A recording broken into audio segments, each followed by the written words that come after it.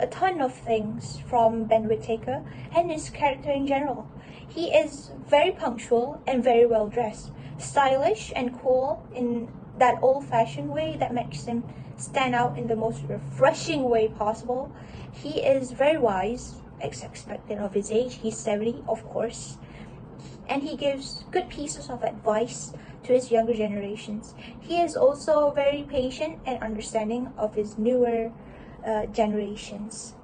Unlike most his age, who just wants to retire, stay at home, stay with their family, play with their grandkids, kids, and their grandkids' kids, and so on and so forth.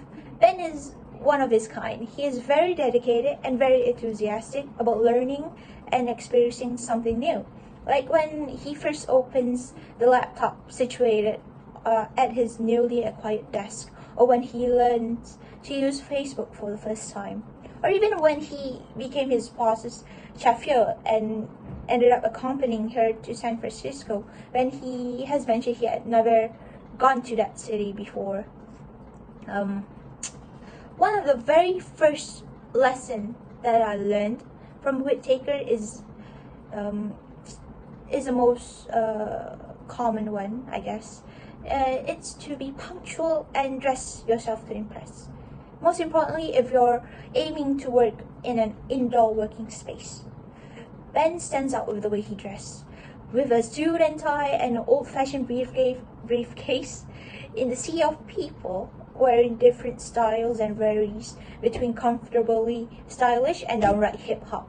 Like as I so calls them, the Three Stooges, which are Jason, Lewis, and fellow intern Davis. Besides that, I've learned to be courteous and respectful to others, no matter their status. Ben has always been speaking to his colleagues, his employees, employers. Employees? No, that's not it. His colleagues and employers with a polite and soft tone, respecting them, and they respect him as well. Other than that, Ben is very kind and very considerate of others.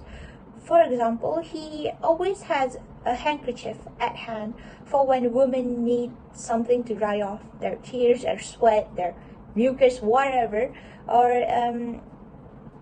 in Jules Austen's case, to wipe out the puke stain on her mouth after she had one too many drinks on an empty stomach.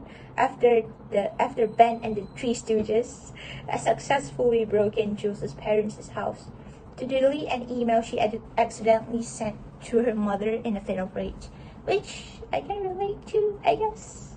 I mean, who says I'm okay to and I love you other than to annoy or gaslight you, I guess. So, I mean, it's not like my mom has ever done something like that to me, but, you know, I can relate to, I guess, you know.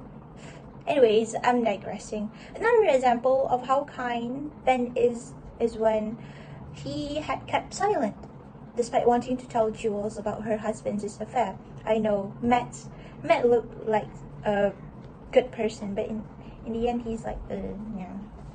Upon learning that Jules knew of the affair, he instead lent Joel his ear as she vented to him about her frustrations and comforted her through it. It is actually a very touching scene. I love that scene the most. It really showcases how much Joel is very comforted and feels very safe with Ben. So I strive to be that kind of person that makes someone have that level of comfort and security as Ben has to Jewel. There are many lessons that I've learned from Ben, of which I failed to cover most because there's so many. But the points that I've listed out are the most prominent ones that I think I will be always keeping in mind of when I ever go forth with my life. And yeah, that's about it. And well, that's it from me, I guess. Now I'll be passing the next question to my dear friend AFRENA. Bye.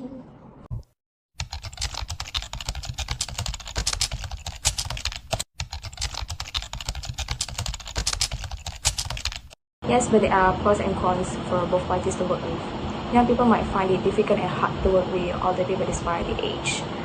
The age gap that suddenly will make things hard to cooperate with them. However, it cannot be disputed that older employees are more likely to have a longer and more positive work history. They can learn a lot of this, some of which may be a brand new things to learn. If they can be cautious and pleasant to one another as young and elderly employees. For example, most older workers are skilled and experienced. Additionally, they provide a level of wisdom, insight, and understanding that cannot be taught. Older employees can benefit from their personal and professional experience to flourish at work. It is a clear advantage that is occasionally disregarded. They also keep the networks and knowledge of the company. The benefits for young people are that they can learn a lot from more experienced colleagues, the way they can help different age groups equally. The next benefit that younger employees receive is a fresh outlook and vitality. Young workers can provide your company with a new viewpoint and a different way of thinking. The majority of young employees are eager to learn new things, get experience, and use their skills in the workplace. This energy is fantastic for boosting morale, production, and teamwork. All is well known. Today's youth are competent in technological innovation and early adoption. Millennials have grown up with technology. They stand out from the other generations in the industry thanks to their innate love of technology and their quick grasp of how to use and comprehend various technologies. Young people have a significant and beneficial influence on the acceptance and use of new software and technology by the company. In this situation, they can assist the older employees if they have tech-related issues. As we can see, despite receiving several incentives from their employer, these two age groups can coexist together in the same working space. Young and old employees must get along with each other, use common sense, and have empathy for one another in order to maintain harmony in their workplace. They can both gain great advantage from one another and have the best experience in their workplace because of this. And that's all for me. That concludes the viewpoint on the subject. I appreciate the chance to speak and your time. I'll now give it to Amy, one of my friends. Thank you.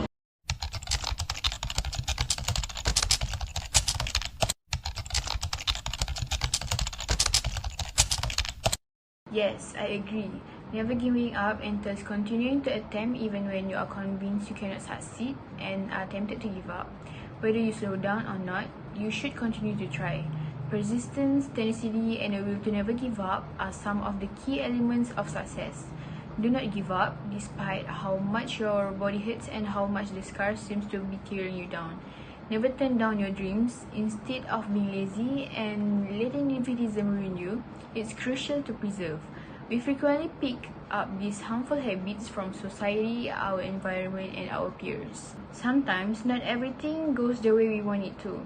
It will take many sleepless days and nights, a lot of sweat, and a lot of hard work. And you can only succeed if you never give up, despite the many tiny setbacks you will encounter along the way. Every day won't be the same, but we have a choice in how we live our lives. A bad day should not prevent us from getting work done.